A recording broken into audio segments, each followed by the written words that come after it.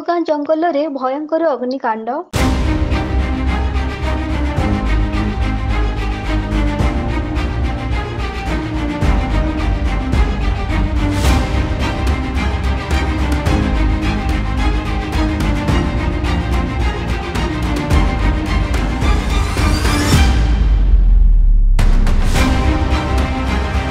କେନ୍ଦୁଝର ଜିଲ୍ଲା ପାଟଣା ବ୍ଲକ ଅନ୍ତର୍ଗତ ରାଜନଗର ଗ୍ରାମ ପଞ୍ଚାୟତର ଦେଓଗାଁ ଗ୍ରାମ ଜଙ୍ଗଲରେ ଦେଖାଦେଇଛି ଭୟଙ୍କର ଅଗ୍ନିକାଣ୍ଡ। କେଉଁ ଏକ ଦୁର୍ବୃତ୍ତ ଅଗ୍ନିକାଣ୍ଡ ଘଟାଇଥିବା ସନ୍ଦେହ କରି ଗ୍ରାମବାସୀଙ୍କ ମନରେ କୋକୁଆ ଭୟ ସୃଷ୍ଟି ହୋଇଯାଇଛି। ଖରାର ପ୍ରଭାବ ରହିଥିବା ବେଳେ ନିଆଁର ପ୍ରଭାବ ଅଣାୟତ୍ତ ହୋଇଯାଇଥିଲା। ତଥାପି ଗ୍ରାମବାସୀଙ୍କ ଦ୍ୱାରା ନିଆଁକୁ ଆୟତ୍ତ କରିବା ପାଇଁ ଆପ୍ରାଣ ଉଦ୍ୟମ କରାଯାଇଥିଲା।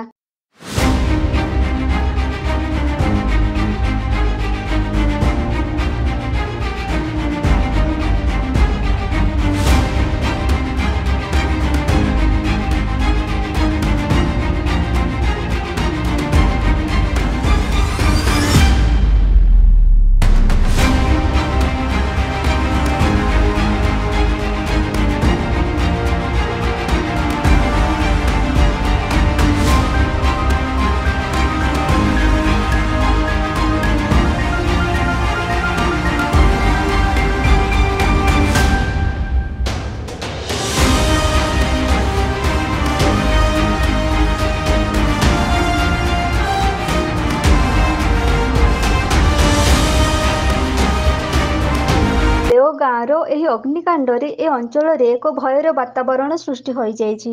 ଯେମିତି ଭାବରେ ନିଆଁର ପ୍ରଭାବ ବଢ଼ିବାରେ ଲାଗିଥିଲା, ଜଣାଯାଉଥିଲା କିଛି ଗୋଟିଏ ବଡ଼ ଅଘଟଣ ଘଟିଯିବ। କିନ୍ତୁ ଗ୍ରାମବାସୀଙ୍କ ଆପ୍ରାଣ ଉଦ୍ୟମ ସହିତ ପାଟଣା ଅଗ୍ନିଶମ ବିଭାଗ ପହଞ୍ଚି ନିଆଁକୁ ଆୟତ୍ତ କରିବାରେ ସକ୍ଷମ ହୋଇଥିଲେ। ଏହି ଅଗ୍ନିକାଣ୍ଡରେ ବିଶେଷ କ୍ଷୟକ୍ଷତି ହୋଇନଥିବା ବେଳେ କୌଣସି ଧନଜୀବନ ମଧ୍ୟ ନଷ୍ଟ ହୋଇନଥିବା ସୂଚନା ମିଳିଛି।